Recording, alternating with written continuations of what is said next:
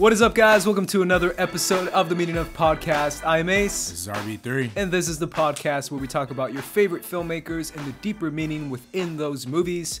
It's another sunny day in Southern California. We're sweating. We're hot. And we're talking about Paul Thomas Anderson Part 2.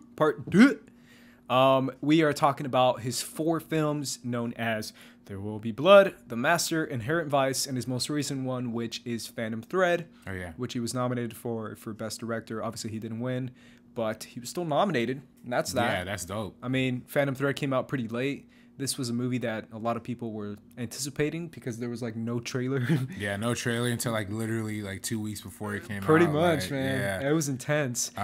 Hopefully, film, hopefully you guys enjoyed our part 1 of Paul Thomas Anderson. Now we're getting into the part 2. And a lot of people do feel like there was a shift as far as the style of movies and the type of themes he hit within these next 4 films versus his first 4 films. What say you, Mr. Robert Butler III? Whoa, that's a big question, man. I definitely do get the whole idea of like the old PTA versus new PTA. Yeah. Like, always I want the old Kanye. I'm kidding. Old Kanye. I was going to say old Kanye versus new Kanye. Right? I think there's a very clear breaking point somewhere in between Punch Drunk Love and There Will Be Blood. He had a very Scorsese influenced style, particularly. I know a lot of people say Boogie Nights is kind of a Scorsese kind of ripoff in a lot of ways. Not ripoff, but yeah, very much like very stylized in the same kind of way. With it the is kind of Scorsese, and the tracking shots. That one, and of course, you know, like I mentioned a lot in part 1, the Robert Altman connections in terms of the ensemble and stuff. I feel like in the second half of his career, speaking on, you know, There Will Be Blood and these other films that he's done, The Master, Inherent Vice, and Phantom Thread, they're all kind of more stripped back in the style sense, but they have more to say. But it's a different style too, though. I feel like I think there's a very clear distinction. There's different composers. I mean, early on in his career, all the way up until Punch Drunk Love, he worked with John Bryant as his composer. But from There Will Be Blood on forward, he's working with Johnny Greenwood from Radiohead, and it's just there's a distinction there, and I think that's Greenwood did Phantom Thread, right? Phantom Thread, yeah, he did Phantom Thread. That was my favorite score of last year. Really? I remember we talked about that. Yeah, you didn't like say it. that. No, I like it. It's just I don't like 90 minutes of a score. That's all. Oh, I loved it. Yeah, no, but I definitely think you watch. I see. This is probably where my bias a little bit comes in. I love the new films that Paul Thomas Anderson does. I personally am a fan of like to me, music plays the biggest part in any movie. To me, and the music that he had in his earlier films, with particularly like Magnolia and Punch Drunk Love, like those scores are very whimsical, very like almost magical to a certain extent, but very classical as well. These new scores are very like hard hitting, very like they very much put you in the climate of what the film's about, which is good, and that should be the point of the music in anything that in any movie. I just personally I like the more of the like the more whimsical kind of, you know, fluffy kind of composition as compared to something like There Will Be Blood, where it's literally like, just like clanking wood. Yeah. Like literally, there's like entire scene where it's just like, and I'm just like, hell yeah, hell yeah. That's me when I'm watching. I disagree completely, dude. Yeah. I love the score of There Will Be Blood. I think it's I love it too. Amazing. I think it's so good. Yeah. And obviously I talked about Phantom Thread too, how much I love that score and how it stayed in my head for like weeks, basically. Mm-hmm. Even with the trailer, it stayed in my head. But yeah, I get what you're saying. You prefer the other one, the softer one. I like softer music, but that being said though, it's not like I don't love these scores. I actually use. I was gonna say the scores. I love it, dude. I love these scores. Yeah, it's not like I don't love what There Will Be Blood. I actually used some music from There Will Be Blood and like one of my very early like high school like short little films I did back then. I'm in love with that kind of music too. But you know, these movies are less about the personalities, I think, and more about like the general. But they're still very much character driven. But I feel like they represent a lot more thematically than I think his earlier films do. You think he's hitting on bigger themes? You mean? Yeah, I think there's like wider nets than just more intimate stories. I think the stories are smaller in a lot of sense, but it's very clear what they represent. If we're gonna talk about There Will Be Blood, yeah, let's do it. Yeah. There Will Be Blood, which came out in 2007. 2007. Mm-hmm. There you go. Mm-hmm. That is a film that I think, to me, that whole film is a larger allegorical metaphor for the idea of religion versus capitalism, and how they kind of represent similar ideologies in a lot of ways too. And I think that's a very powerful message that's being put to the forefront here, particularly with the character of Daniel Day-Lewis. We talked about in part 1 how the John and the John. This one is like the Daniel and Daniel. Yeah. And I think this movie,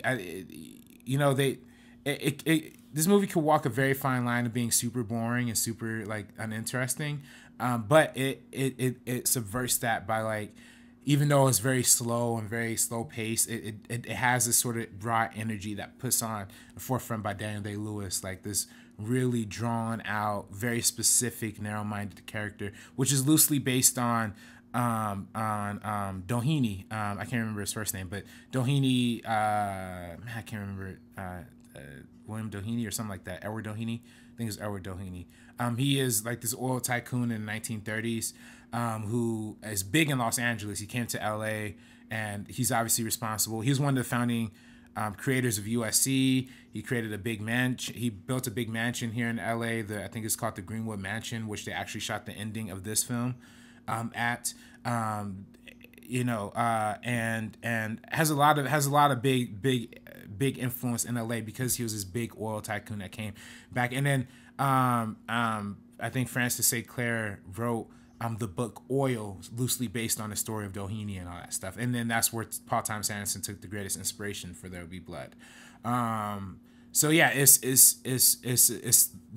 movie in particular is a very like sprawling story that starts at the beginning with Daniel Plainview, just like 15 minutes of like complete silence with like no dialogue, but you just see him struggling as he's like, you just see his endurance through and through.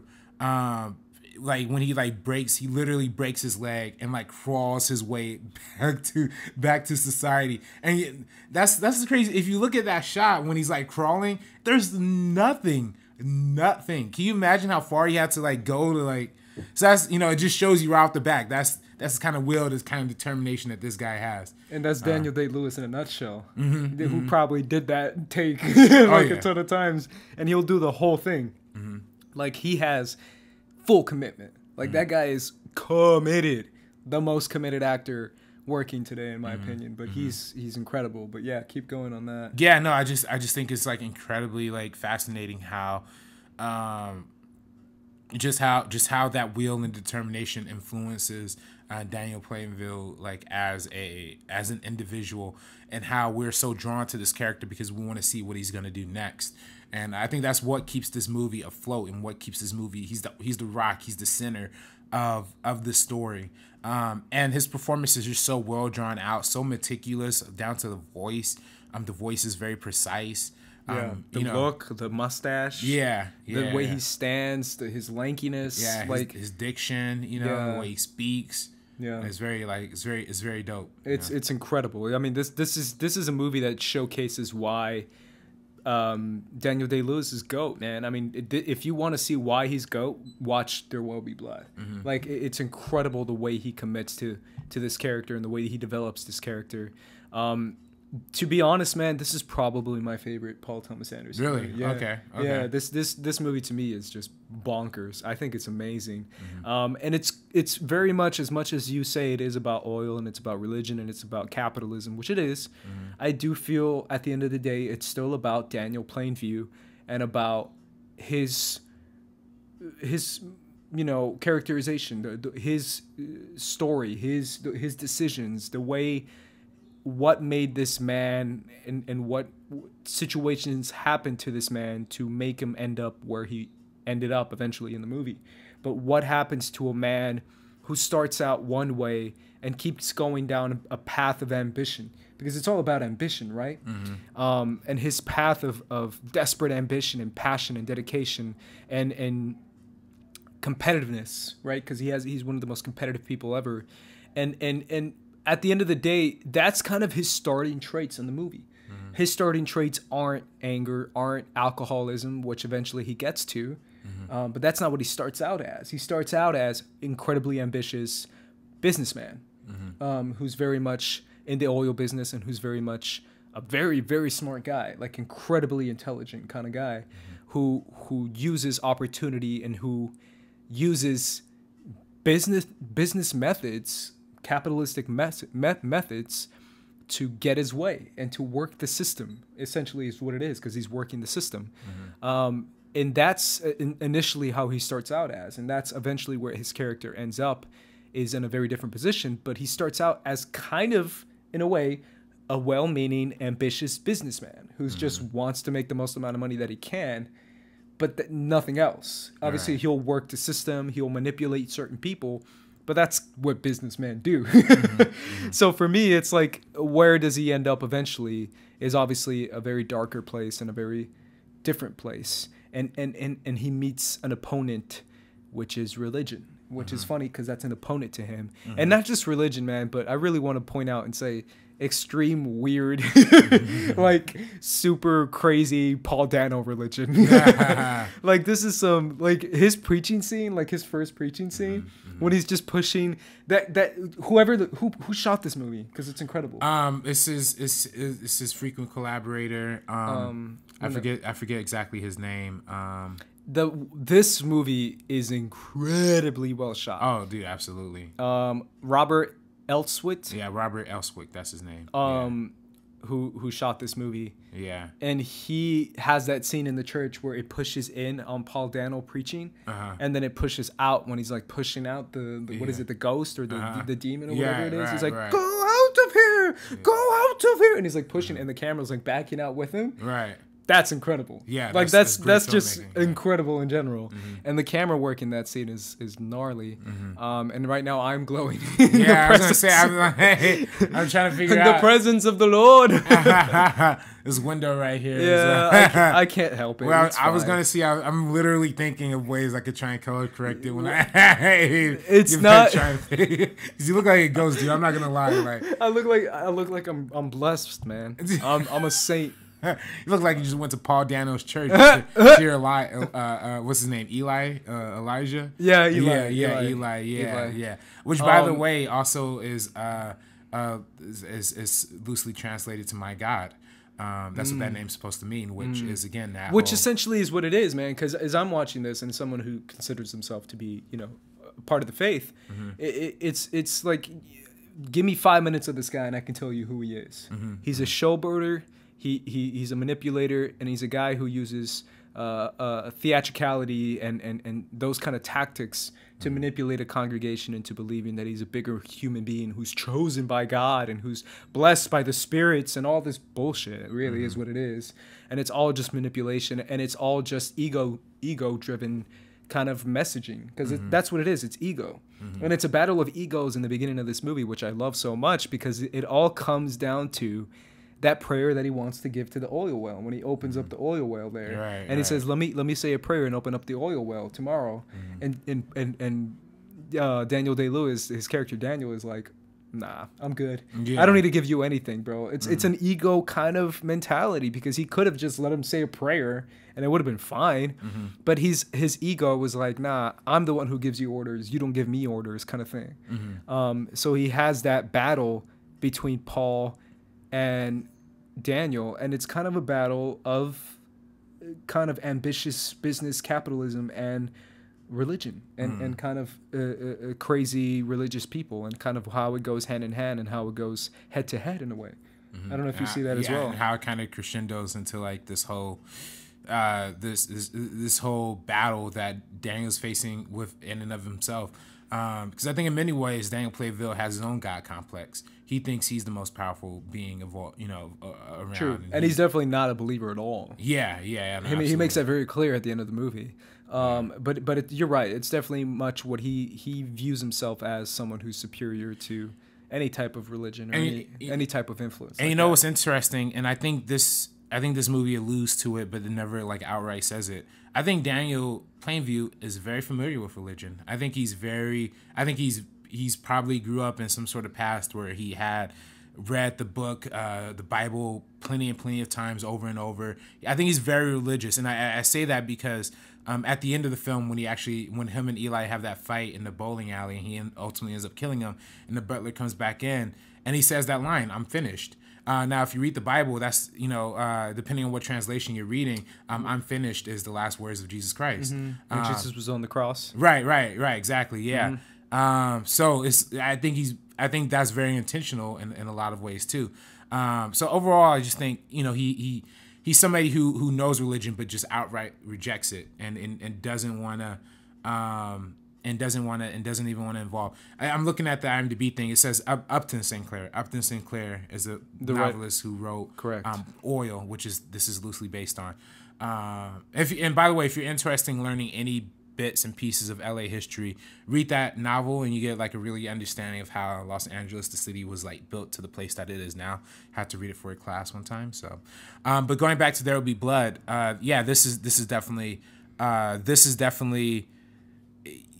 Yeah, it's the whole idea of religion and how religion kind of bows. I also think it's also another, again, consistent with the Paul Thomas Anderson thread of a family, the father and son relationship between, which is heartbreaking. HW and Plainville, because I really do feel like Daniel Plainville, even though he's a very empathetic person, he doesn't really care about emotions at all. He doesn't care about people at all. But I think HW is like the one person he truly cared about. Absolutely. You see that in the scene where obviously he hits his head and he loses his hearing. And at the end of the day, man, that scene following up the fire, when he's just laying with him, and he's and HW is trying to hear his own humming. He's going and he's humming to himself. Right. And Paul and Daniel is like rubbing his head and telling him to calm down and stuff. And like that, you can't. I know it's acting, but you can't deny that he cares about his son. You just know it. You're just like, I buy it. I don't care how, like you said, how void of emotion this guy is. He cares about his son. And just in that one scene, you could see it. Or even when he's leaving his son on the train, and how he when that guy says, you can go take care of your son, and he's like, you know what, I'm gonna slit your throat, bro. And he was like, what'd you say? What do you mean you want to slit my throat? But he like takes it so personal because he knows that that's his one thing that he has. And he as soon as he loses his son, that's kind of him losing himself too. That's his one connection to humanity and emotion. Right. And obviously the character of his brother too, his fake brother coming in, is also a characterization of his emotion and of his connection to humanity, essentially, because he's such a person who's so disconnected from humanity. But when he meets his fake brother, he kind of views that as a way to reopen a new chapter of his life that he closed with his son when he left him on the train. Well, I think HW is not even really his biological son. He's just a kid that he found in the basket. And it turns out that brother is not even his real brother, too. Yeah. I think that's, and it's, again, another kind of Jesus metaphor and maybe, like another religious metaphor as well, with the basket, the kid in the basket, all that kind of stuff. And I think it all builds to that point. But, going back to HW, too, as he grows as a character, he starts to develop his own like resentment for Daniel Playville as well, and I think that's why he's so heartbroken. That's why he sends him to boarding school. But then, like at the end, when Daniel's having that baptism and he's yelling, "I abandoned my son! I abandoned my son!" Like you could really feel that in that, and the power that Daniel Day-Lewis brings to that performance is really informative. So I think that's one of the bigger things in this movie that's the anchor, the emotional anchor for Elatta's part. And Paul Dano as well has his own kind of interesting arc, not just as Eli, but as the fake twin that comes in at the beginning. Paul. Paul, another Paul. There you go. Right. By the way, I don't know if you knew this, but like Paul Dano was originally just casted for the part of Paul. No way. But then like 4 days before they started shooting, Paul Thomas Anderson didn't like the guy who played Eli, so he fired him and had Paul Dano come in to like play that part and just made them twins. What? Yeah, I didn't know that. That's crazy. Yeah. It's really weird. But yeah, Paul Dano is amazing in this film. He is. He definitely brings out the kind of strange weirdness of a lot of these like religious figures and how they're you mentioned before how they're driven by their own egotism, and this is definitely an example of that. And you see that ultimately in the result of Eli's actions. I mean, he becomes a radio preacher. So I mean, I don't know, as most like kind of globalized egotistical person you could be, but he comes back asking for $100,000. And it's just really, like you mentioned, that whole church scene and that acting there. Almost every scene Paul Dano in, he almost kind of steals it almost in his own kind of way. Which I think is just really fascinating. I think that scene, the baptism scene, is just crazy too, man. Like, obviously when he's like slapping him and stuff, and then Paul Dano's character Eli is like yelling at him, and he's just like, blah, blah, he's just yelling gibberish basically. Yeah. And then Daniel Day-Lewis's character Daniel is just like kind of yelling gibberish back. You don't even know what he's really saying. No, but it seemed like rewatching that scene, you don't even know what they're saying. You just hear like blah blah, and he's like blah blah blah blah blah blah. Just like him going crazy, and you could tell. But in a way, like you said, like Eli is kind of bringing his own version of insanity and pulling out the insanity of someone who's already broken. It's almost like you're rattling the insides of a human being who's cracking. You're making it worse for someone who like you said, like I abandoned my son. He's just losing his mind now. And Eli is just making it worse by just putting some voodoo shit on him. Right. Just pulling it, slapping it with like some weird ass voodoo shit. And he's like freaking doing a voodoo dance and shit. But in that scene, you see like Daniel Plainview, who's such like a uptight businessman who's very smart and intelligent and well respected. Who views everything logistically and logical and financially, is now like going crazy inside a church building where everyone's yelling and screaming random gibberish, and he's starting to scream random gibberish too. And he's just kind of losing his shit. And it's one of those things where insanity invites more insanity in a way, where it's like the people you surround yourself with, even if it's your enemy in a sense, because in a way Eli is his enemy, it's still like a kind of thing where you're submitting to an enemy who's making you kind of go nuts.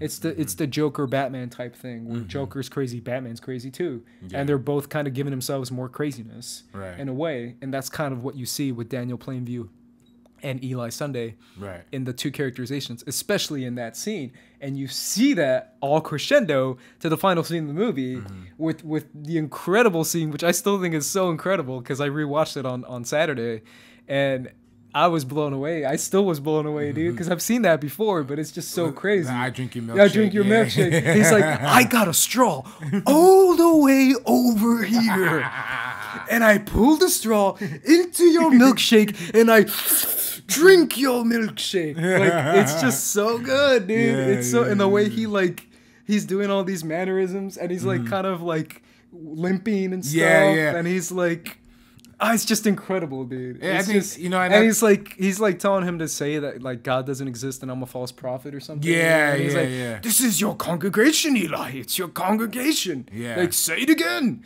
Say it again. And he's like laughing and smiling, and it's just evil. Like, it's really evil what he's doing to him.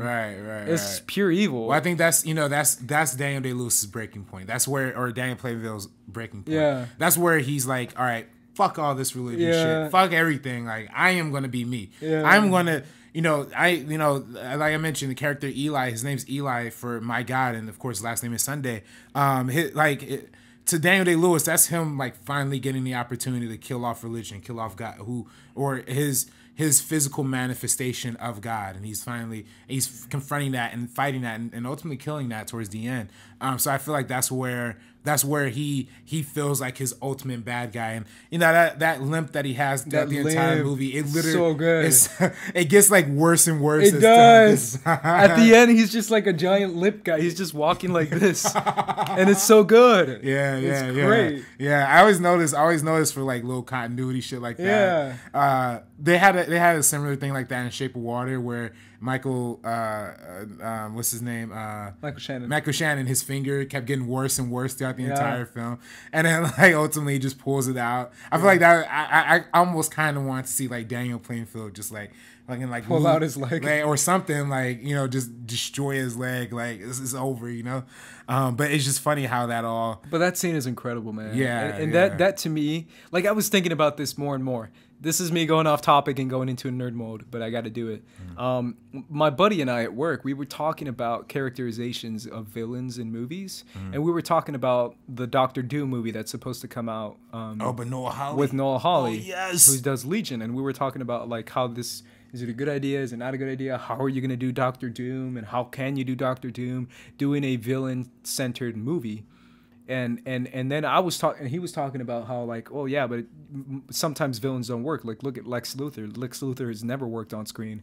And I was like, well, he worked well in Smallville, but then he made a counter argument and said, well, he worked well in Smallville because of the time he has to spread out between episodes and seasons. And I was like, that's a fair point. But I feel like Lex Luthor is my all-time favorite villain. I've said it like a million times on this podcast. Daniel Plainview. There you go. That's Lex Luthor. That scene right there to me was pure Lex. Like that to me is like a corrupt, egotistical, ambitious businessman with a God complex who kind of rubs it in people's faces and who knows he's better than everyone else and can do whatever he wants. Boom. Daniel Day-Lewis as Lex Luthor. That Daniel Plainview in this movie, that's Lex Luthor. Like you can describe that in general, how he's like supposedly a well-meaning businessman, but he's got just such a giant chip on his shoulder. He's not completely devoid of emotion, but in a way he kind of is devoid of emotion. Like that is Lex. If you want to make Lex into a movie, that is what it is. And that to me is so cool to see because I finally see that version of evil, right? It's a version of evil of not necessarily evil. It's like mustache twirling Lex. Haha, I've got you now, Superman. It's more like frustration and being found head to head with something that might be bigger than you. And that's what Superman represents to Lex. It's that version of like what is God represent to Daniel Plainview is what Superman represents to Lex Luthor. An actual God versus someone who considers himself to be God. Boom. Come on now. Hey, that's my Lex Luthor, man. You around the net. Man, maybe we could pull Daniel Day-Lewis out of retirement to play Lex. Play Lex. You think he'll sign a multi-film contract? Nope, not this guy. But what I'm saying is like that scene in general is just so deliciously Daniel Day-Lewis and so good that I love that scene and the fact that it ends like that with like, oh, I'm finished or something like that. Yeah. Is just so good, man. And the fact that scene where he like grabs a pin and hits him once and he just kind of falls flat and kind of dies essentially. And you see Daniel like a brief moment where he's slightly concerned, where he's slightly like, oh shit, I killed him. And then he's like, hell yeah, I killed him. Just keeps going at just it. Just a brief second. If you rewatch that scene, he's slightly concerned of like, oh shit, he's dead. And then he realizes it and he's like, hell yeah, he's dead. And he just keeps bashing it. And I'm like, shit, dude. Like he really lost it. He lost it completely. But I think the breaking point of this movie for me is that awful, awkward, sad scene he has with his son, HW, as an adult, where he's telling him he's leaving. That to me is the most heartbreaking scene because you can see his defiance and his alcoholism, his ambition take over himself to the point where he doesn't care about his son anymore. And now that he's an adult, now that he's a married man, and now that he has his own ambitions and his own desire to get into the oil business taught by his father, he should take that as like a proud moment. My son is becoming a powerful man on his own, even with hearing loss, even with being physically impaired. He's still incredibly ambitious, just like I am and just like I was. And instead, he sees that as, you're not my son. you can't even hear. You're disabled. You're an embarrassment. You're my competition now. Right. Like that's such a sad scene, man. I don't know about you, but that scene is heartbreaking. And he's like, when I want you to say it, not your translator and stuff like that. Right. Man, that scene is just like it's nails on a chalkboard for me. Then he say something along the effects of like you're a basket bastard or something like that. Yeah. No, he said you're worse than a bastard. Oh, you're worse than a bastard. You're an orphan and you're disabled or something like that. Yeah. And I was like, dude, that's harsh. Crazy.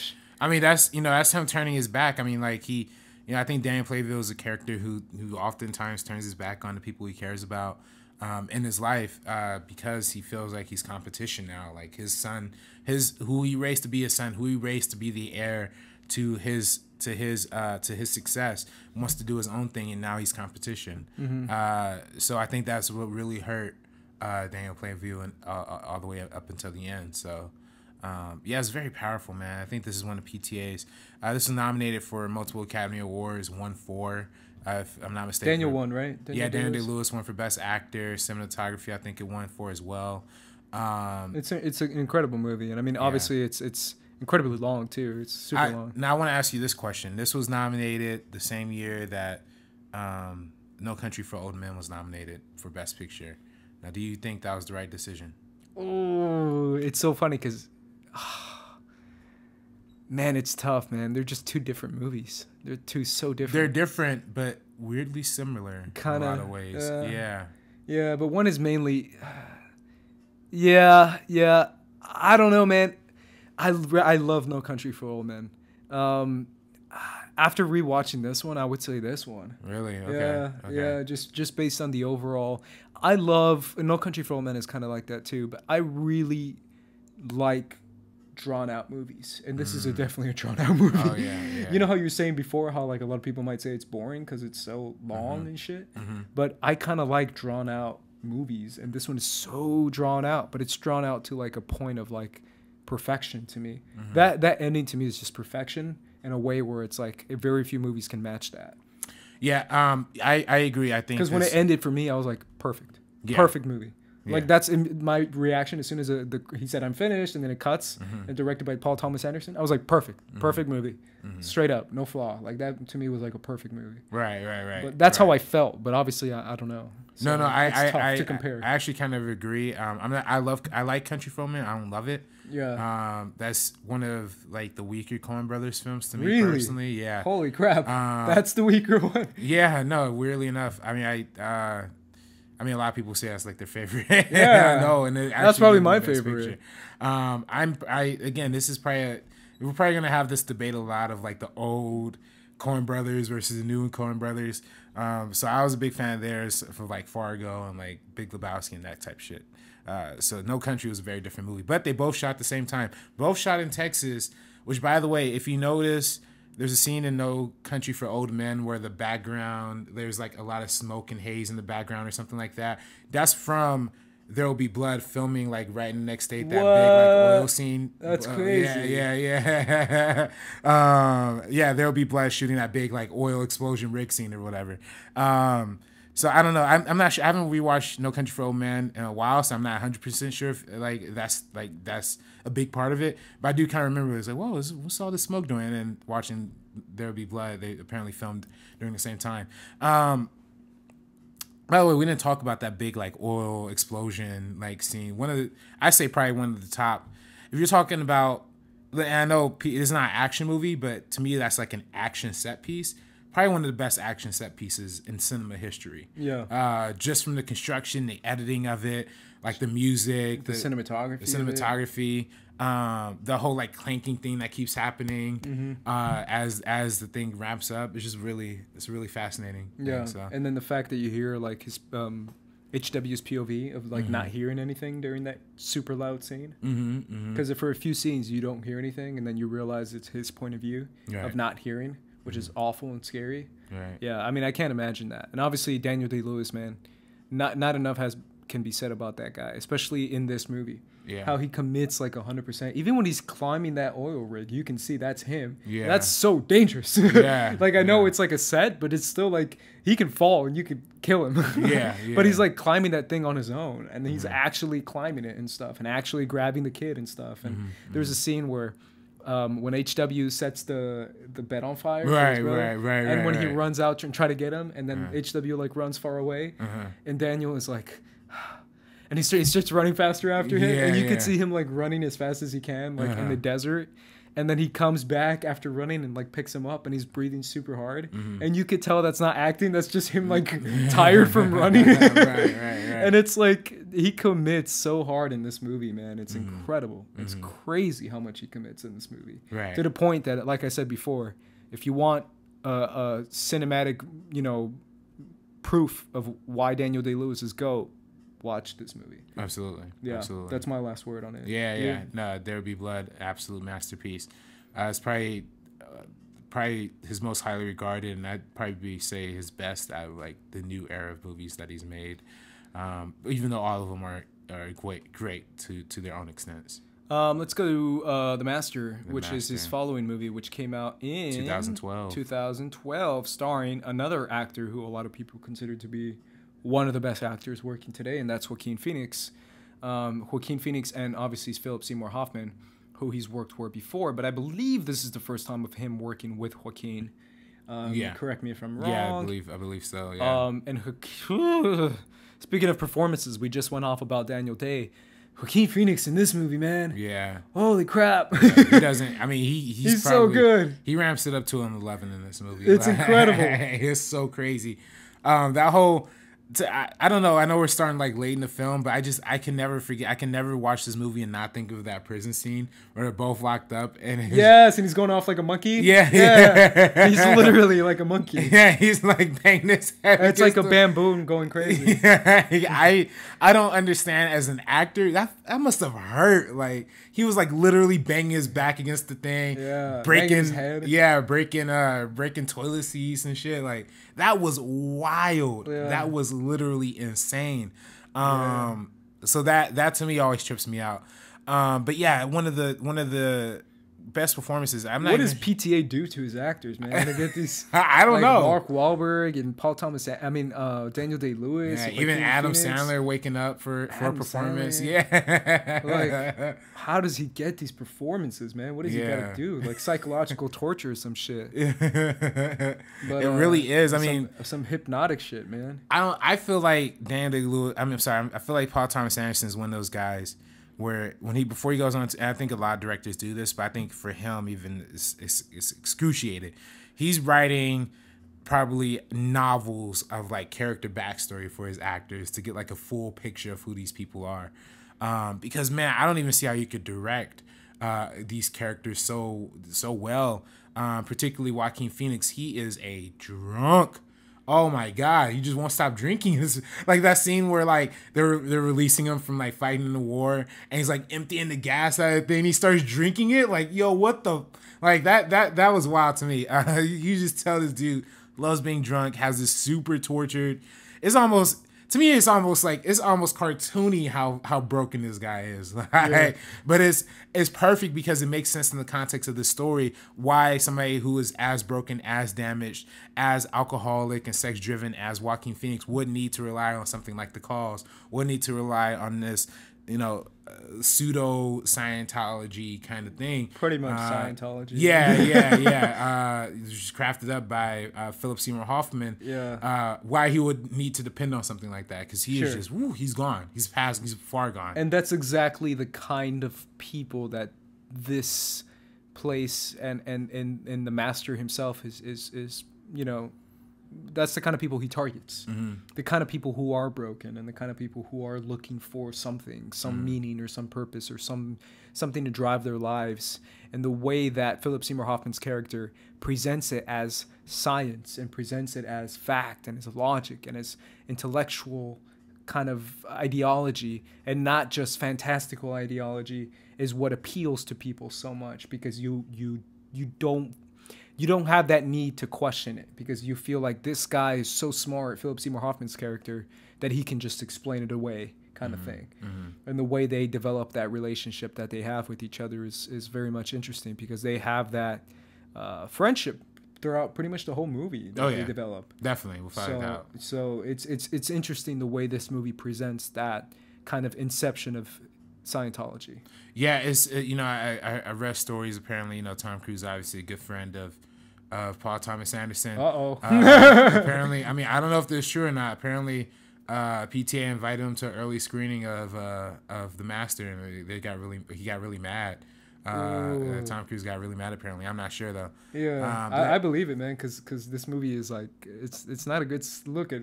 Oh, dude, are you kidding? It's saying the shit's fake. Yeah. Like, it's all saying that there, which and I don't want to discourage religions here or anything. It's like we don't want to offend our for all the Scientology people listening. Yeah.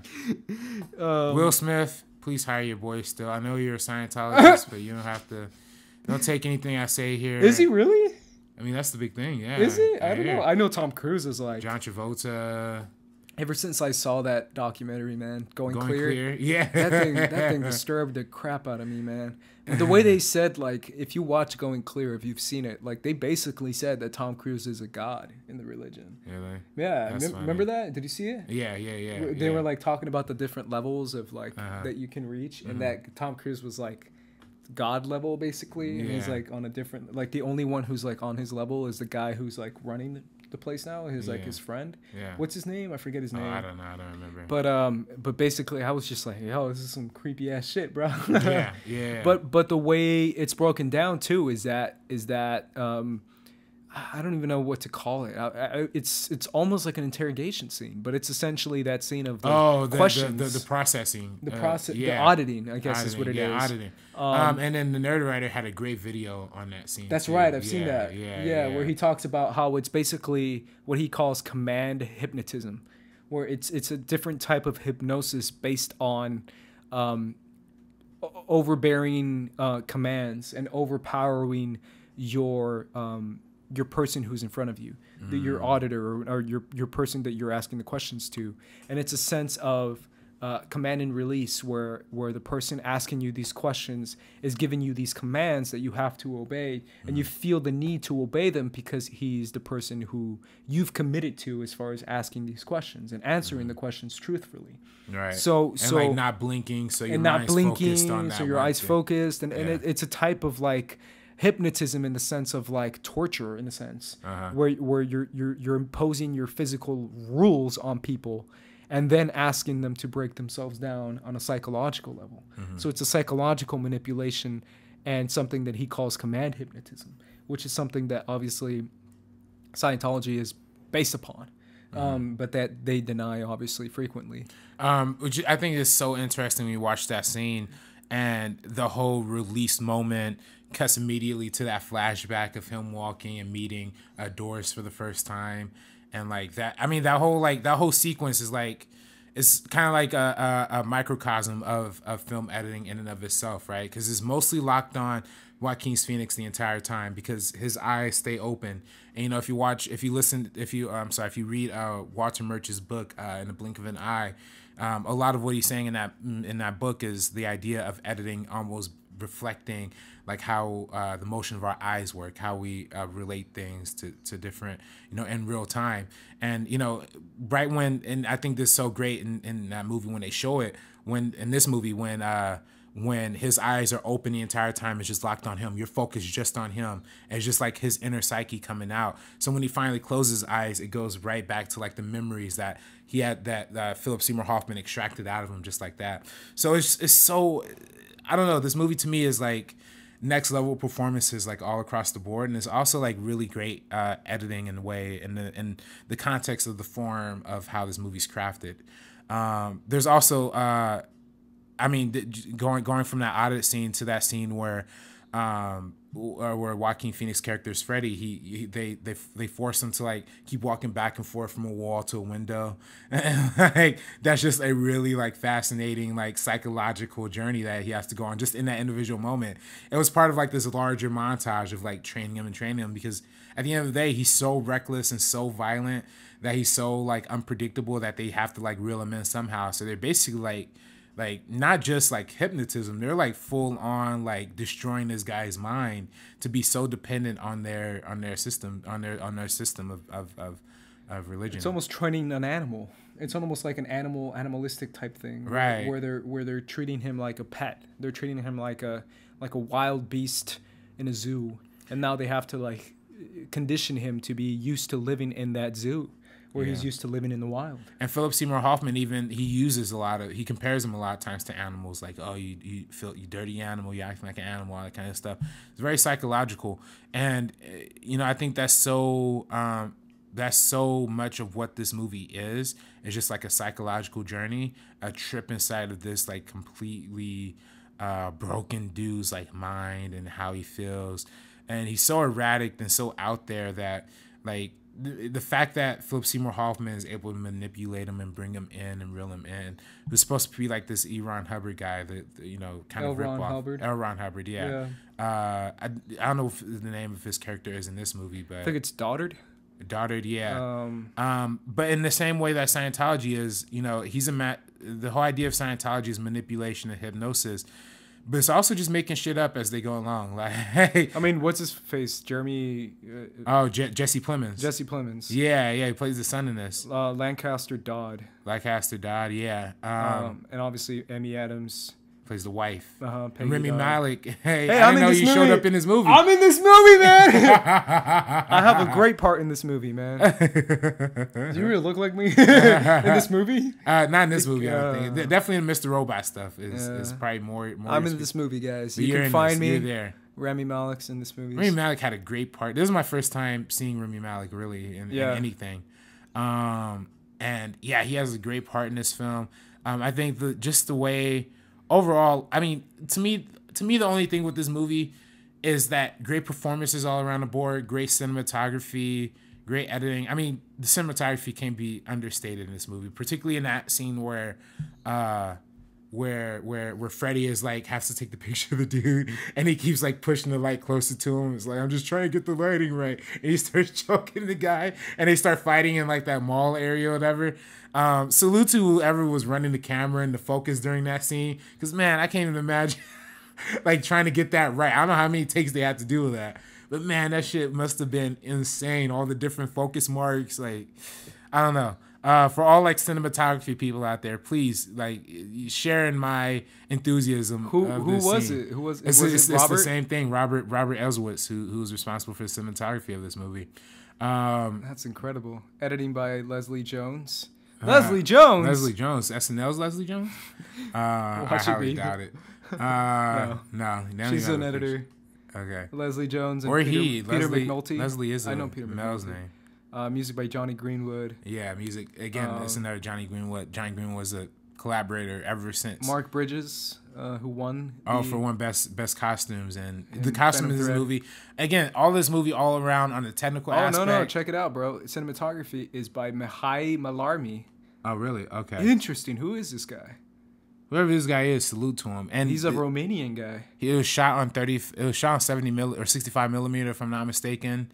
And it was projected in 70 millimeter upon its release.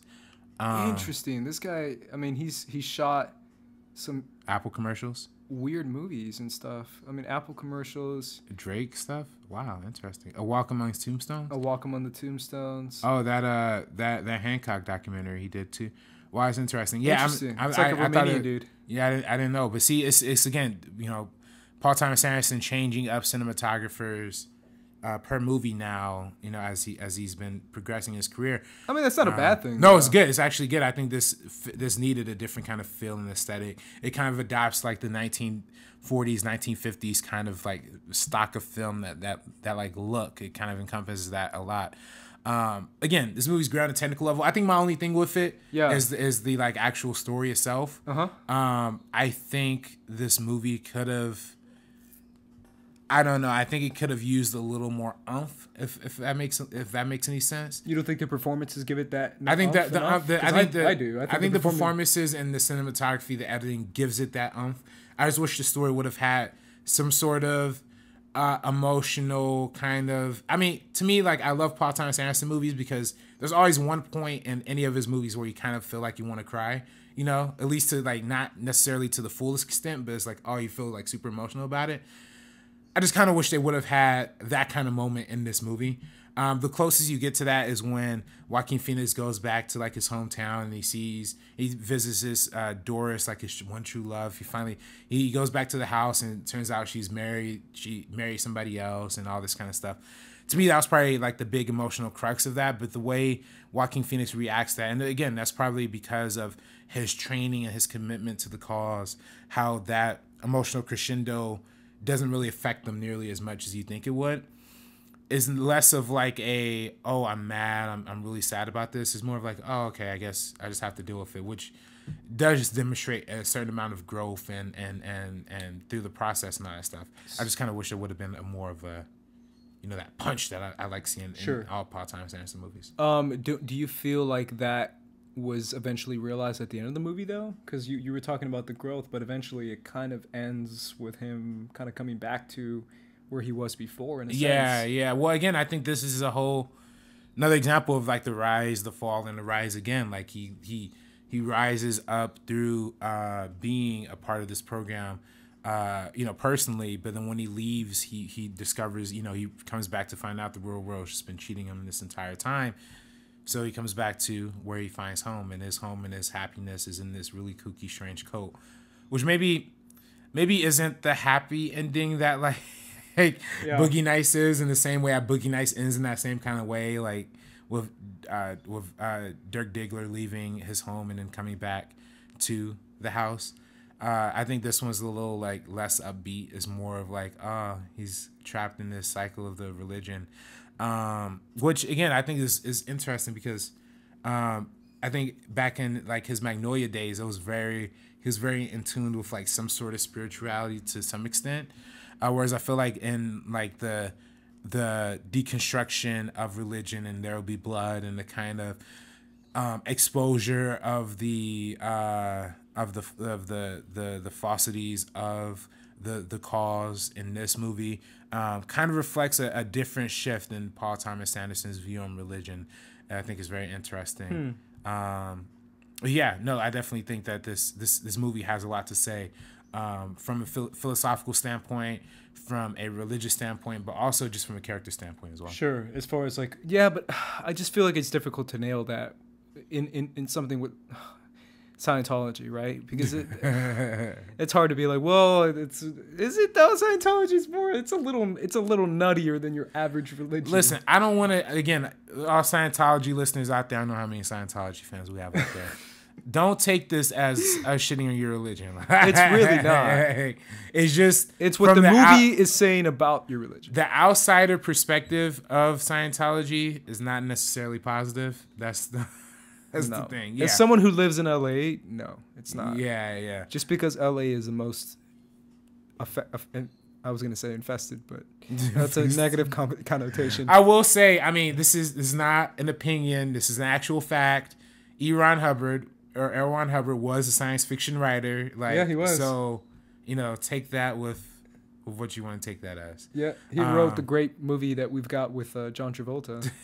What is it called? Battlefield Earth. Battlefield Earth. Yeah. Hey man, so that's a Scientologist wrote that shit. That's why we don't like your religion. Because you make shitty movies. Whoa. I'm not saying I don't like your religion. Make good movies. Hey, listen, they gave us Tom Cruise, man. Let's be happy with that, man. Like, come on, dog. They give us Tom Cruise. Mission Impossible. I like Tom Cruise, but that's not why we. Never mind. we should take that away from it, as if they like birthed him out of their womb or something. Hey, man, they kind of did. See, here's the thing. Okay, there was a Tom Cruise stage where he was an actor. There's a Tom Cruise stage where he's an action star. I love his acting days, but I love the action star stuff. Sure. Almost more. Do you like that Mission Impossible trailer? I love the Mission Impossible. Oh, dude, the new one. The trailer. Don't with this. Yeah. That song that plays. See, to me, what I love about that trailer is that they literally probably show you every stunt in the movie. Yeah. And it's like the coolest thing. Like, trucks crashing into each other, motorcycles being flipped over, fights, like Henry Cavill kicking ass, with his mustache. You literally see Tom Cruise like break his ankle in a trailer. Like this, that to me is like I don't even have to watch the movie. I can just watch that trailer, like, and it gives me all the stunnage I just need. Henry Cavill, man, the return of the stash. Hashtag Stashgate. Stashgate. Oh man. But yeah, It's just I feel like it's difficult to pinpoint perspectives on religion with something like a view on Scientology, if that makes any sense, versus an ancient religion like Islam or Christianity or something Buddhism or something like that that's much more grounded in tradition and in culture. Right. I feel like that's much more an indication of religiousness than is Scientology. Right. Without, making people feel bad about themselves. Hey, Scientology's a new thing, man. It's just new. That's all I'm saying. It's really new. So it's hard to compare that to something like Islam, which is ancient. Hey, you never know though. Maybe in like 300, 400 years, Scientology, maybe like 3% of Americans turn into Scientologists. You never know. Oh my God. Hey, wait, man, bro. You never know. We might get more Tom Cruises though, man. Is that a good thing? Oh man, watch Going Clear, guys. That's all I'm saying. The Master though, absolute masterpiece. The masterpiece, if you will. Yeah. Shout out to myself in that movie. Rami Malek, yeah, great in that film. So many other great moments in that thing too. It's just overall, it's again another commentary on religion that I think religion and the corporate aspects that come into it, which I think is the biggest theme in this next movie. Let's do it. Inherent Vice is a movie that came out in 2014. 2014. December of 2014. And this is a movie that actually has his wife. Isn't Maya Rudolph his wife? Yep. His wife is in this movie. Maya Rudolph and PTA. Isn't that the most awkward couple ever in Hollywood? Yeah. As soon as I found that out, I was like, Maya Rudolph and Paul Thomas Anderson? What? They got kids together. What? Yeah. That's the weirdest couple ever, man. Yeah.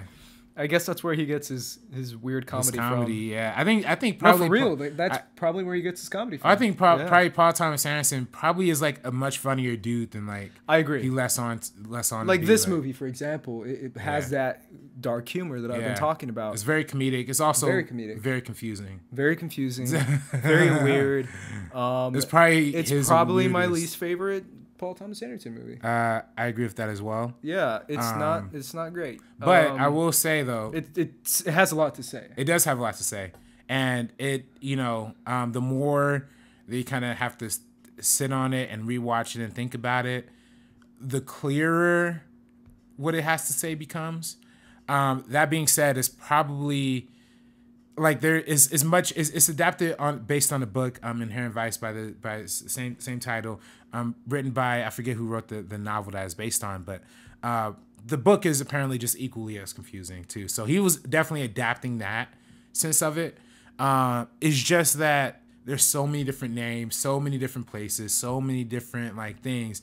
You have to literally be taking notes to like. It's like Lord of the Rings. Stop it. Whoa. Stop it. You can understand Lord of the Rings now. Like. Yeah, but man, I swear, so many names, man.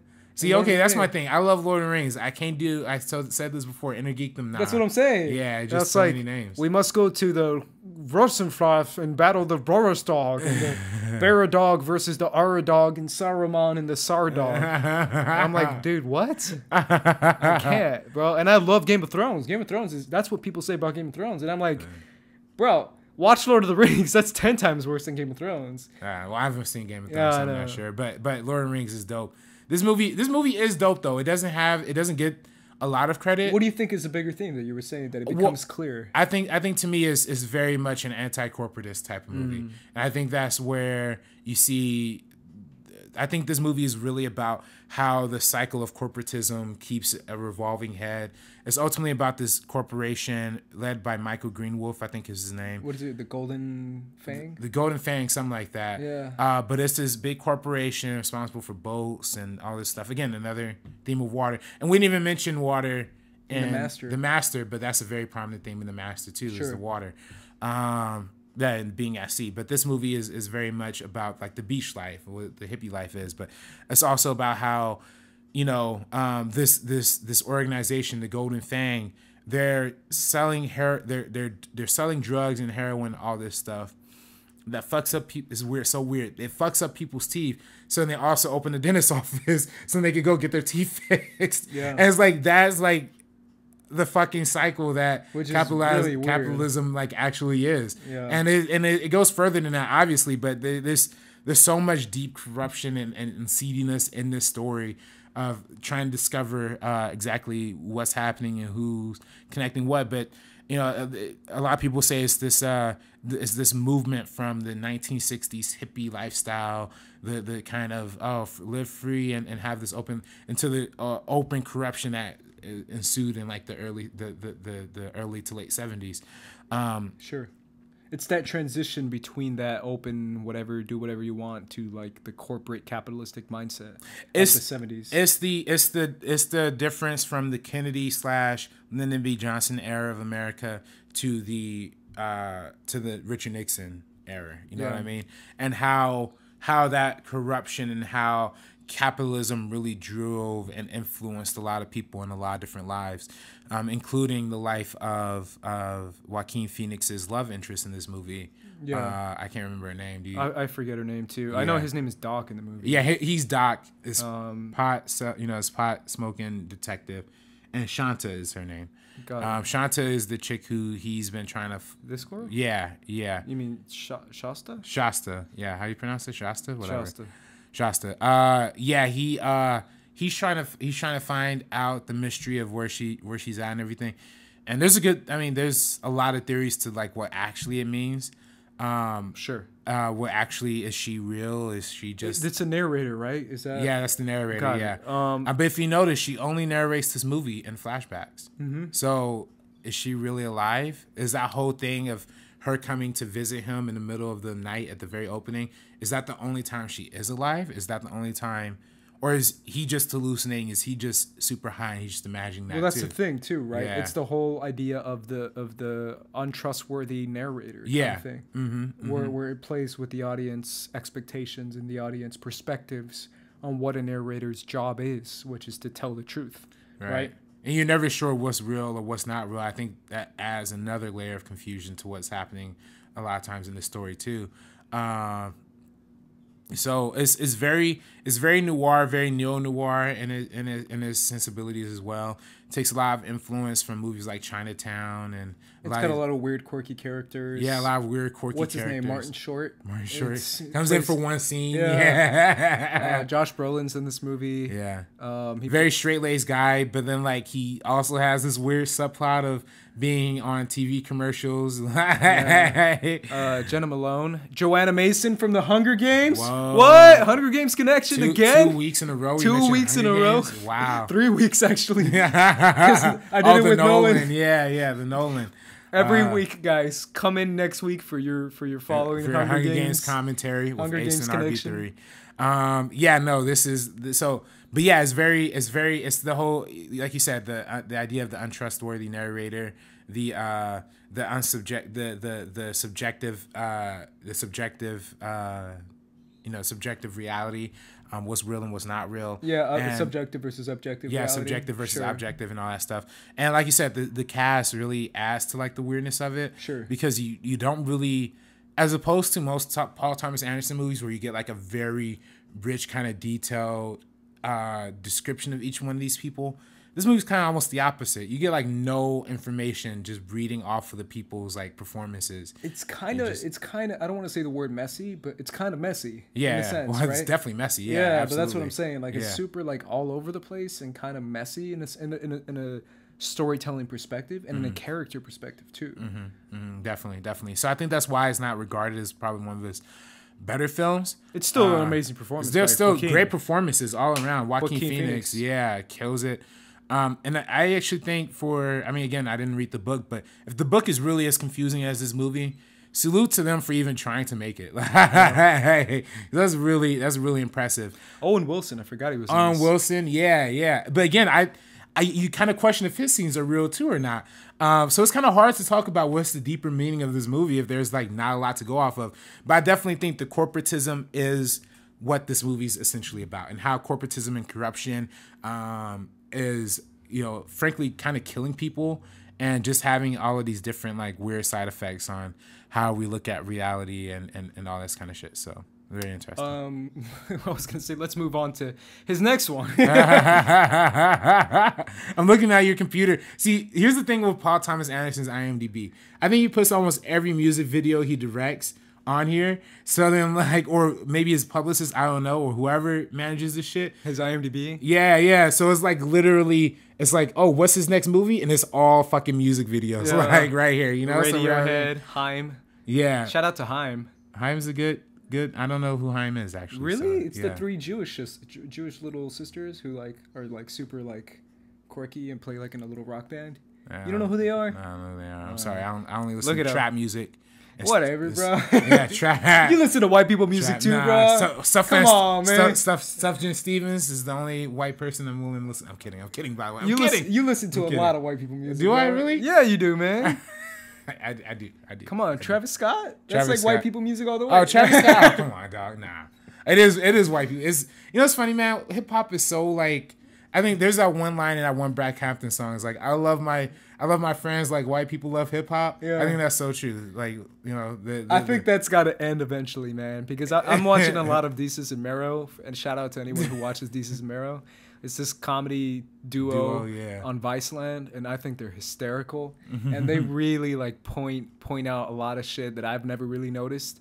But I think that's got to end eventually. And Atlanta, too. Watch Atlanta. Atlanta talks about that, too. Like the connection between hip-hop and white people and black people and all that shit. And the difference between, like, the guy who does the Yoo-Hoo song, Yoo-Hoo, Yoo-Hoo, versus, like, Paperboy and versus other guys. But even then, Paperboy's got a bunch of white fans, too. And it's, like, the mom reading the lyrics of Paperboy. Like, there's this weird connection, this circular cycle of hip-hop music that I know a lot about because I've followed hip-hop for years, but you know a lot about, too, because you have, too. Yeah. And it's just, eventually it's got to end. Let's just come together, man. White people always will and always will forever love hip-hop. That's just the way it's gonna be. Hey, nah, man. Nothing wrong with that. Hey, white people, keep listening to it, man. keep making these brothers coming out of the hood. Keep making them rich. I love it. Yeah, for sure. By the way, remember I texted you about Desus and Mero? Yeah, have you seen their shit? Yeah. Do you like their shit? I like them. I think. Do you feel like they're too trolly or what? I think they're very trolly. Because they're very trolly. Yeah, they're super trolly. And, like they just troll people. Yeah. I think I like Desus and Mero. I kind of don't like what they represent almost. Okay. Kind of in a way. What do you think they represent? I'm more of a fan of like the YouTube type of like hip hop commentary. And your team DJ Academics. Yeah, I'm Academics. Oh, that's why. Okay. Yeah. I'm sorry, y'all. I like new media, man, and they're TV guys, so it is what it is. But hey, man, you feel like that's what they represent, though? Yeah, I feel like they represent the establishment. Plus, I don't know if you saw the whole thing when they won the Breakfast Club. Yeah, of course I saw it. With DJ Envy. But DJ Envy is like extra establishment. Yeah, he is. Yeah, but I just think that's so funny. It was funny. Yeah. I don't know, man. They're all really good. I love hip hop commentary. I love all of it. I think they're great, man. I think they're funny. And I think they take themselves not as seriously as you might think they do. Yeah. I don't think they care. I do. No, I watch the show like every week. Like, so I'm a fan, but I don't know. You just love Academics too much. I like Ac, and I like a lot of other YouTube channels that do like what? There's the other guy called Chauncey or something. His name is. Okay. He does also like hip hop reviews. I don't know. We're going into a weird rabbit hole here. Yeah. Speaking of hip hop, Phantom Thread. The most hip hop movie you're ever gonna watch. Hip hop for life. Yeah. Bro. It's about a freaking designer. What's more hip hop than designer? Designer, shit? Yo, panda. Hey, what happened to designer? All right, enough of hip hop. Let's get to actually the movie. This movie we obviously talked about a little bit on our Oscar episode. We talked about it on our top 10 episode. Mm-hmm. You had it in your top 10. I had it number 5. Did I have it in my top 10? I forgot. I'm not sure. I forgot. I think you saw it after we did the top 10 video. Oh, that's right. You're right. Yeah. I didn't have it in my top 10 then. This movie gave us Vicky Creeps. We will never forget Vicky Creeps. That's a running joke on this show. Running joke on this show. This movie's crazy, man. This movie is. I know you loved it. I enjoyed it quite a bit. I didn't love it, but I really did enjoy it quite a bit. I think once again, it's all about the characterization of Daniel Day-Lewis's character of Woodcock. I believe that's his name, right? Woodcock? The Woodcock, probably. Woodcock, yeah, Reynolds Woodcock, which is a great name. Yeah, it's all about his characterization and his very, not similar, but kind of that ambition and that mad genius that he is as far as a designer, and how he has to have people around him to support his genius in a way, and kind of tolerate his mannerisms and his obsession and his OCD, kind of, because he has like OCD, right? And the people around him are there to allow his brain to function on a artistic level, and it's dealing with an artist, because he's an artist, and at the end of the day, he's an artist. Yeah, and it's the story of how to deal with that ambitious artist who is so meticulous and so like persistent, kind of like a director would be too. Like you hear so many stories about directors, like even like a Tarantino, who's just crazy and who's like so in his head and shit that if you talk to him on set or something, that he will get mad.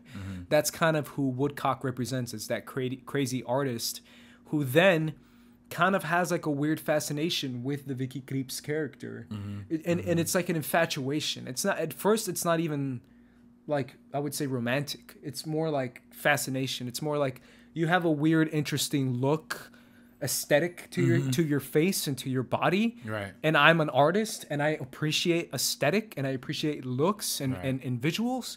Therefore, I am infatuated with you, kind of thing. I don't know if that's how you took it. No, I think definitely. I think even the lady says it. His assistant, his yeah, sister. Is this his sister or Leslie Manville? I think it's his sister. Oh, okay, it's his sister. I didn't know. I thought she was just a random chick that lived there.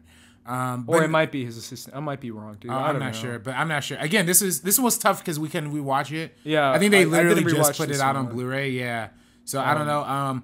So last time we saw it was in theaters. Yeah, so this one's a little tough for us to do a full breakdown of. But she even says like she told Vicky Krieps like you have the exact type of body that he likes to model dresses around. So that's why he brings her in.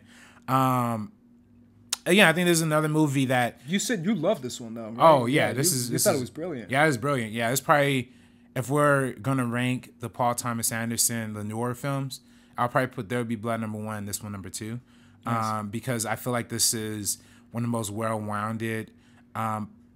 Just on a performance standpoint, from Daniel Day-Lewis, is probably one of his best performances. I feel like, and I know it's tough to say, just Daniel Day-Lewis. Every performance he does is great. Sure, but this one is less built around a real person, and I know they took some influence from like this 1950s fashion designer or whatever, but it's less about it's less about the inspiration, but more about the detail that's put into his character. I mean, just like the looks, the mannerisms, the slight touches to his afflictions when he says certain things is it feels very complete. You know, you don't have to learn anything about this guy's past, but you could totally tell what kind of guy he is, like how he grew up and all that kind of stuff.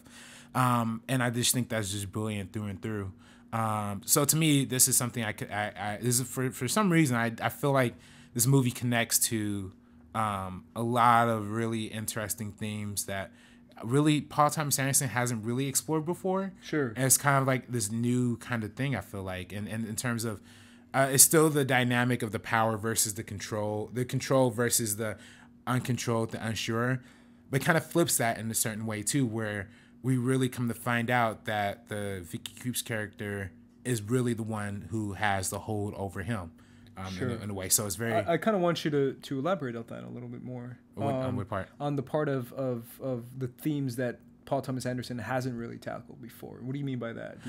Well, I feel like there's definitely, I mean, a lot of his films are about the artistic process. Sure. But there's never really movies where he highlights, I mean, of course, Boogie Nights does show the flaws of like Jack Warner and stuff, but this movie is not, I feel like his previous movies are about artists who have flaws. This movie is a flawed person who so happens to be an incredible artist in and of himself. I feel like this movie highlights the idiosyncrasies and the flaws and the ways in which this artist character is kind of devolves in and of himself as a human being. How his flaws and his like what he hates and what he loves influences his art just as much as the art influences him as an individual. How his level of perfection is necessary in the real world just as much as is needed in his artistic standpoint, which I think that's profound in a lot of ways. I think that's something we haven't really seen in a Paul Thomas Anderson movie. And I also, like I said before, the whole idea of the usual relationship that you see in a Paul Thomas Anderson movie, the mentor versus the mentoree, the father versus the son, the power dynamic that you see. And we didn't even mention the master, the whole like father and son relationship there too. But this one definitely, it takes that usual relationship that a Paul Thomas Anderson movie would normally have and completely flips it to make you question where's the power dynamic in this, who has the power, who's learning from who, and they're both kind of taking away from each other. And I think that's one of the more powerful aspects of this. And that's kind of how the movie ends, right? Where it's like they find this weird, odd, disturbing balance of power between themselves. And the character of Woodcock, Daniel Day-Lewis, kind of, instead of being taken aback and challenged by it, he appreciates the challenge of it because he knows what's going on, and he kind of likes it in a weird sadistic way, as far as her poisoning him and putting him on his back, like she says in the movie. And he kind of appreciates that he has someone who can match his overbearing, huge, big personality and power with the character of Vicky Krieps, and he takes that invitation of a challenge as a equal. That scene where he proposes to her, dude. Yeah. I was like gripping my chair, dude. Literally, so that's gripping my chair. That's for a proposal scene. That to me is like why I ranked it number 5 in my top 10. Just in that little moment, that like little gap in space where she tells him he poisoned her, and then like there's like that little silence there, and you're just like, what is he gonna say? Is he gonna kill her? I thought he was gonna kill her. Yeah. You would think that, but then I thought he was gonna like choke her to death or something. Yeah. But then like that also would have been like inconsistent, I think, with who he is. And I think the fact that he lives with like this old lady who's like kind of commanding his life too kind of seemingly fits into that mode. Like, I don't know. So it's very so like that like level of suspense, and then the ultimate payoff being like kind of almost the perfect way to end this movie. Like the way this journey goes, I don't really see how you could like end this any other way almost, you know?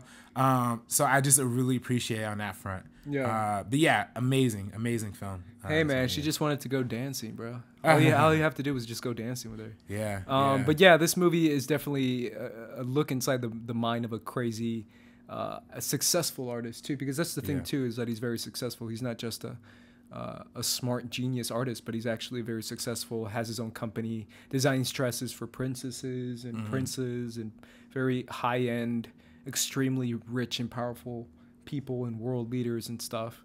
Now, some would even go as far as to argue that this is the first Paul Thomas Anderson movie that has like a proper female lead. Do you think that's something you agree with, or? Yeah, in a way, it depends how you define proper, right? Proper as an actual female lead, as far as who a female can be. Yes. As far as female lead in general, I mean, you got Amy Adams. But she the lead in that movie, or is she a supporting player? No, you're right. I mean, Julianne Moore. Julianne Moore would be the closest other one. Yeah, and Boogie Nights. But then even still, it's really about Mark Wahlberg. I think this movie is about the designer guy, but it's also more of a about Vicky Krieps too. Yeah. What's her character's name? We keep calling her Vicky Krieps. Well, that's her name, man.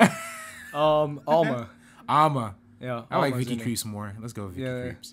Well, I mean, we can call her Alma too. Make up your mind, RB3. No, I'm kidding. No, I mean that's a lame name. She was there. We got the chance to talk to her. Yeah. I did. Oh, you did. Yeah. At our screening or whatever that I went to. Yeah. At the theater. ArcLight. No, it wasn't the ArcLight. It was the other one that holds screenings and shit. I forget what it's called. Landmark. Yes. Landmark. Yeah. Landmark's the other one.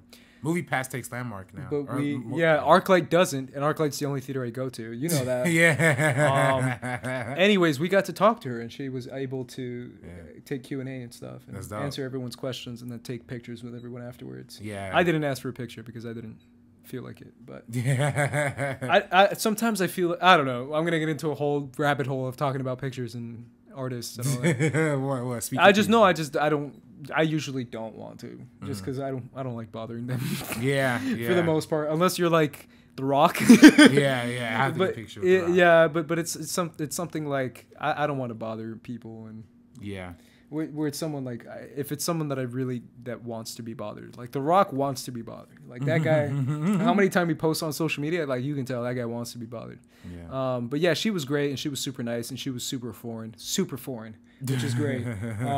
It's great, man. She's like super European. She's from Luxembourg and speaks German and French. And wow. Yeah, she was cool. And she's great in this movie. Great. Yeah, she holds her own against. She holds her own against Daniel Day, and that's not an easy thing to do. Yeah. Few people have done it. Paul Dano's another one who did it in There Will Be Blood, but she is definitely a standout in this movie, and her perspective is you're right, because this movie gives her a perspective versus other PTA movies that don't give too many female characters perspectives. But she has a perspective in this movie, and you could see it throughout the entire film of how she views Daniel Day-Lewis's character and what characterization he has and how he goes about his life and how she views him going about his life and how she views their relationship and how she wants more out of that relationship. And her frustration with him as well, and kind of her curiosity with other people too, because remember that doctor guy that she's like flirting with and that he gets kind of mad at too, and he has like this stubbornness towards her, so it's kind of like a pull back and forth between them. It's like a really odd yet real, kind of realistic relationship between the two of them, right? Because realistic in the sense of like you deal with issues and you have to battle them and overcome them. Obviously not with the poison thing, which everyone kind of focuses on, because that's not really realistic or it happens that much. Right. And also that scene with his ghost mom. I like that scene. I know a lot of people might not like it, but I like that scene where she's just standing in the room. It's kind of creepy too. You know what I'm talking about, right? Just because you can see his relationship with his mother is something that he very much holds dear to. And his whole company, his whole business, his whole organization, his whole passion is based on the relationship of his mother and how he kind of crafted his designer mentality based on that too. And he talks about it throughout the movie. I think that's very interesting, and that's something that I bought easily, even though he's an older guy, which I found kind of interesting, because when you have that son-mother relationship, it's usually with a young man, like a 20-year-old, a 22-year-old, a 25-year-old, a teenager. And you see that throughout dozens of movies. I can name a dozen of them.